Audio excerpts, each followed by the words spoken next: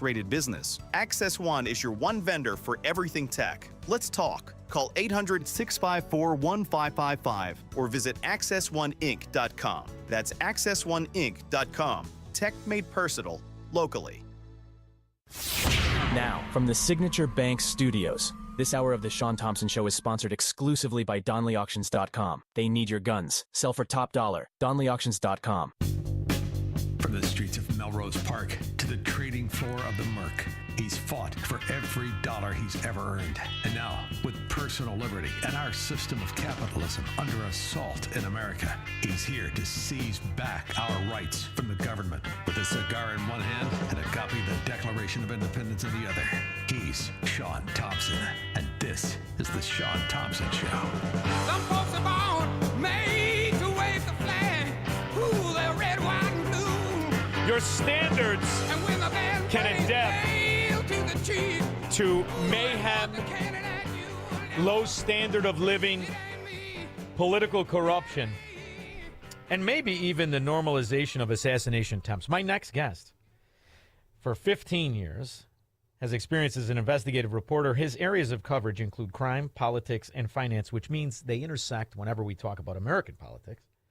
He's written for the Associated Press, The Economist Intelligence Unit, Reason, and numerous other publications. Currently, he's a contributor for the Libertarian Institute and editor of Headline USA. Ken Silva, new book, The Trump Assassination Plots. Isn't that, I mean, it's amazing. Plots. What the investigation missed and why it matters. Ken, how are you? I'm doing very well. Thanks for having me. Isn't it really the normalization of political assassinations that's really happened over the course of the last 10 years? Well, that's absolutely right. I mean, when Trump was shot in Butler almost 2 years ago to the date now, I kind of thought, well, this is like the biggest story in 5 years. I'm going to latch on to it, try to be the leading reporter. And, you know, I've kind of accomplished that. I've got a book out now, as you mentioned. But what's surprising is the lack of competition and seemingly how people have forgotten about this. It's almost like, as you said, assassination attempts are normalized these days. Well, especially when it's Donald Trump, which is fascinating, because what I love about it is when you think about it, what is the real threat of what Donald Trump is? When you listen to him talk, you could go back to the years of when George Bush Sr. talked. Similar, not the same, but similar. Ronald Reagan, absolutely similar. But what is the real threat? And I see the threat as he was never cultivated in the political climate of our gangster government. Never ran for dog catcher. I think the real fear by the body politic is that he will reveal all of the things that we've suspected for years, that it is a cabal. It's an illusion of a representative republic, and it's an insulated mafia that's immune to reality, and anybody that gets close to it that they don't like, they're going to kill. Because this kid and the investigation that happened, it's poppycock. The news propaganda, poppycock. Just because he was ugly, people forget about it. That dog hunts, and I'm curious to know what you found out about that scallywag. Well, that's a great question. And I think when people look back at Butler, most people remember that ridiculous excuse put forward by the former Secret Service director that, oh, the roofs were too sloped, and that's why we didn't have snipers posted there, which, of course, they had to retract that. That lady later resigned in disgrace. But I think the biggest thing that people don't realize is that the Secret Service did literally nothing that day. In fact, it was a local cop from the ground who returned fire and disabled the would-be assassin Thomas Crooks.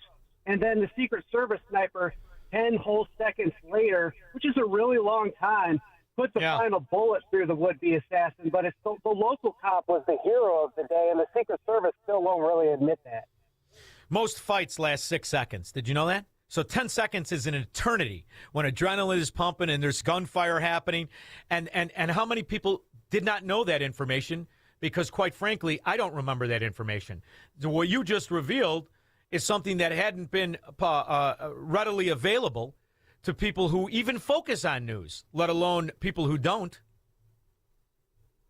And it's pretty troubling that the FBI still won't admit it, even though it's Trump's FBI. And when you think about it, presumably the shooter could have gotten off like 15, 20 more shots if not for the heroics of the local cop, who again was he shot from the ground, an incredibly difficult shot. His name's Aaron Zalaponi. He's still a sergeant with the Butler County ESU. So I think July 13th should really be Aaron Zalaponi Day because he's the real hero of the story. It's troubling that more people don't know his name. And, you know, the Secret Service, to me, the real secret is that I can come to a conclusion is they're in on it.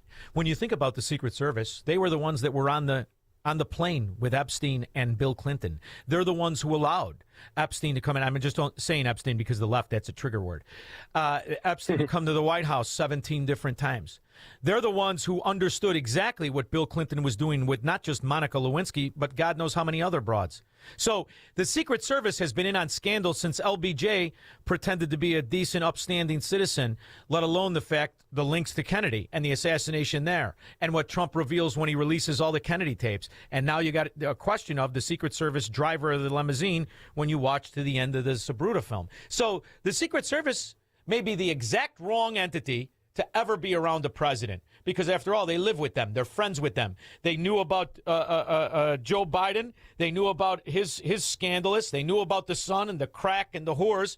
I mean, if they were really on our side as the people, wouldn't they step in and notify us as whistleblowers to when these politicians are scum like this? Yeah, and I can't tell you for sure that the Secret Service was in on Butler, but I can tell you that the same sniper who waited so long then lied about it after the fact, which makes it a scandal any way you slice it. He initially told Congress that he didn't see the would-be assassin Thomas Crooks until Crooks had fired all of 8 of his shots. But then we find his own notes that he wrote right after the incident. Those were later obtained by a congressional staffer, and the notes say that he saw Crooks crawling into place with a rifle before the shooting stopped. So his testimony contradicts his own notes. So either he was told to stand down and it's a huge inside job scandal, or at the very least he's lying about it to cover his own behind because he wants to be the hero of the case. But like I said, any way you slice it, it's a huge scandal. Now, Ken Silva, admittedly, I did not read the entire book, The Trump Assassination Plots, What Investigation Missed and Why It Matters. But the excuse of that moron-looking kid and that he just didn't like the idea that Trump would win, his parents were wonderful people. I remember there being a company that was doing a lot of cell phone data around that house for many years. You could buy that data. And it was a company that bought the data. And if I remember correctly, there were some government people that had visited the Crook residence. Did you go into that arena? Admittedly, I didn't read the book, but I'm wondering if you went into that or what you found. Did you find a link between that ugly moron and the government officials in any way, shape, or form? No confirmed link. What you're referring to is the Heritage Foundation's oversight project obtained that geolocation data, and it did show devices going back and forth from the Crooks family household to Washington, D.C., reportedly within a couple hundred yards of an FBI building. The significance of that is a little unclear because if you go to Washington, D.C., you're going to be within 100 yards of some sort of three-letter agency. But it's actually very troubling, the lack of transparency we've gotten on Crooks. The FBI has revealed in court that it has 75,000 records on the kid. It's only released about 200 to date, a couple dozen per month in response to a Freedom of Information lawsuit. So, at that rate, we'll all be dead by the time all of these records are released. And it does tell you that they're hiding something. Why can't they just publish them in bulk? And then there's number 2, scumbag du jour from Hawaii, or was he really from Hawaii? Was he from Maine? Was he from Florida? But his past is directly linked to a troubling array of endless money. Because after all, I don't know if you've been to Hawaii, it's expensive. Yet he lived there and never worked. And his idea of smart homes, I didn't like that story either. And that happened right here in Florida where I am. And granted, he's convicted and the rest of it. But was that ever revealed as to how that low-life pig had the money he had? Because he lived a pretty expensive lifestyle from what I can ascertain. Yeah, apparently he liquidated his construction business, which I don't know how successful it was in the first place. But you ask a great question because this guy's also a multiple-time serious felon when he lived in North Carolina in the mid-2000s. Somehow managed to avoid prison. He sells all his construction stuff, goes to Ukraine in 2022, and he's recruiting foreign fighters from Afghanistan and Syria to help fight the Russians. This gets him flagged to at least 7 different, I counted it, 7 different federal or international agencies. He was reported to the FBI, the CIA, DHS, Interpol, Ukraine's version of the CIA as well. He comes back, and despite this shady record, he manages to operate with impunity and prepare his assassination attempt. And he's hiding on the golf course for 11 hours before Trump was on the 5th hole. And in fact, when you look at it, Trump's golf plan was last minute. The Secret Service was informed at 2 a.m. that he's going to go golfing later that day. And according to the search warrants, Ryan Ruth showed up just after 2 a.m. He had been camping at a local truck stop. And that raises questions to me whether there was some sort of leak, like the Secret Service gets informed of this plan, and it almost coincides exactly with Ruth showing up. It really boggles the mind. Yeah, well, you don't have to be Basil Rathbone to figure that out. But what else is shocking, if I remember correctly, he wasn't Ukrainian. He had no links to Ukraine. In fact, I myself had a lap dance once from a Ukrainian college student at the Dollhouse in '94. I have a better connection to Ukraine than he had. What was the love of Ukraine? His political radicalization is unclear. I mean, initially he was a Donald Trump guy in 2016, later jumped on the Tulsi Gabbard bandwagon when she ran in the Democratic primaries in early 2020. And then he's got a self-published book still available on Amazon, and he just talks about, when Putin invaded Ukraine, it was just an assault on global democracy and human rights. I couldn't stand it. So he flies to Poland. He crosses the border and actually volunteers to fight, and they tell him, no, you're like a 48-year-old construction worker with no combat experience. So he turned to this shady recruitment deal, which, as I mentioned, put him on the radar of numerous agencies, which, again, raises questions about how he is able to come back to the U.S. and, operate right under law enforcement's nose without anybody noticing. Such a shady character. Boy, is he going to be pissed off when he learns that Khrushchev and Chernenko and Brezhnev were Ukrainian. That's going to really upset him when he figures out about what Ukraine's role was in the Soviet Union. So, the whole thing is so fascinating, and the phony virtue excuses that are used to distract the American people. Now, when you wrote the book, had the third attempt happened at the press nonsense where they all make fun of each other and tell the truth for the first time ever in politics when they ridicule the press and the press ridicules them?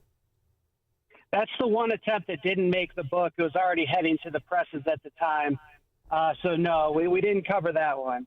At some point, you got to draw the line, Ken, you got to make money. My book found that the Secret Service has not been fixed at all. In fact, a lot of the people involved in the failures got promotions, bigger budgets, more agents. So, unfortunately, I can tell you there's probably going to be another drastic security failure and another attempt. Well, it was funny because you said, and to our standards, the woman left in disgrace after the first attempt, but she didn't really leave in disgrace to the standards of saboteurs to our country. In fact, she got another promotion in private security where they make $2 million a year. And that's the other revolving door of Secret Service going into business for themselves. They go for private security. They make millions of dollars. They get stock options. And then sometimes they even come back to the Secret Service. So who in the frack is actually watching the Secret Service? What oversight does that fall under? And are they also getting their beak wet, as the phrase goes in Chicago? Because once you let everybody get their beak wet, you can do whatever you want. Well, it's even worse than what you just said, because the same lady who resigned and did get a corporate job, she also has taxpayer-funded protection. She's got Secret Service guarding her right now, and we're paying for it, supposedly because she got death threats because people think she's in on it. But that shows you how broken the system is. And the DHS Inspector General actually released a report today about how Secret Service are using their personal phones overseas, and this poses cybersecurity risks. So they're still investigating all the corruption, but they're being blocked on some of the major issues, such as, intelligence sharing. There was intelligence that the Iranians were threatening Trump around the time of Butler, which you would think means there was a heightened threat posture. They should have been on their toes that day. But for some reason, the intelligence didn't get past to the actual boots on the ground. The Inspector General is still trying to investigate that now, but he's unable to get records, so it's pretty disheartening. You know what's fascinating about that? The Iranians and the attempt and the admission. They also got caught, from what I understand, with the blueprints to his daughter's house and Jared Kushner's house in Florida. It's a fascinating reality how that just gets dropped off the information chart, or how that isn't pointed out. And when you look at how normal it is now, during the UFC fight, you see the illegal alien and his band of unlikely. Did you see those homely bastards that were going to, part of Antifa, whatever the hell they are? We're gonna send the drones in and pick off the people as they came out one by one. And what did it get? About 5 minutes of coverage? Are you amazed, as somebody who's been in this arena? You've been an investigative reporter for 15 years. At the normalizing of, yes, we just live among scumbags who are going to try to kill Trump and anybody else who runs against the system as it exists and the power structure it is. I mean, that's the real headline of all of this, isn't it? Of course, if the shoe were on the other foot, it would be a whole nother story. I mean, you saw what happened January 6th, which I consider an exercise in democracy, was treated as the biggest scandal of our lifetimes, beamed into our homes for the next 3-4 years. And, you know, the people who were actually killed on that day were the protesters like Ashley Babbitt. But that was propagandized. But these, like you said, these assassination attempts, they get in and out of the news within days. What I love about it is that I didn't know you before this. You didn't know me. Our listeners didn't know you. But you knew the evidence. And I believe through books like what you're doing and through the evidence as it lays out, history will be very harsh on America during the dark ages, which really start, you could argue, when Obama won, but specifically when they wanted you to believe that the dimwit in diapers won. And all of this evidence, all of these things, the assassination attempts, the corruption of government, the Clintons specifically. I mean, you could write volumes, encyclopedic volumes of corruption on the Clintons and the Clinton Foundation and the Obamas. I wonder, when you are doing all of this investigating, you're writing articles, you're writing it forever for history. Don't you feel the vindication will come when the generations look back on how this country devolved so rapidly and added the trillions in debt and the trillions that are being stolen? Ultimately, they're going to have to come to the conclusion that you and I first started with. Not only is the Secret Service in on it, they're all in on it. The government itself is an illusion. It is a leviathan that gives us theater where we pretend we get to vote and they never. Who tells us to vote? Saddam Hussein. So I really believe that your documenting of this, and people like you and people like our listeners who are understanding, I think history is going to be very harsh on America after Barack Obama. Don't you? I would certainly like to think so. Some days I get discouraged, but, you know, I wouldn't be doing what I'm doing right now. I'd do something far more profitable if I was a total nihilist. So, yeah, I think in the long run, the truth will definitely win out. Well, if you ever want to sell out, you could always go to work for the Secret Service, cover up a few scandals, maybe some drug addicts, get yourself one of those private security jobs. In the meantime, we can buy your book, don't you think? That's right. The Trump assassination plots, what the investigations missed and why it matters. I really appreciate you taking an interest in this subject. No, I love it. I'm gonna order the book when we get off the line. Where do you prefer everybody buy it? You can find it on Amazon.com. That's probably just the easiest place to find it. Sure, and I love the idea that now, thanks to Bezos and his success, you know, it's truly a story where his mother was 17, he had no money, he built the biggest company in the world, and he fought off the unions, which means Democrats will not touch the book as they ship it to my house. See? We can be optimistic, Ken. All right, I like the way you talk. Thank you very much. We'll be back with your calls and comments. Call Shaun now. 312-642-5600. Tired of posting to your business's social media, but only your employees notice it? Meanwhile, your competitors are winning over customers by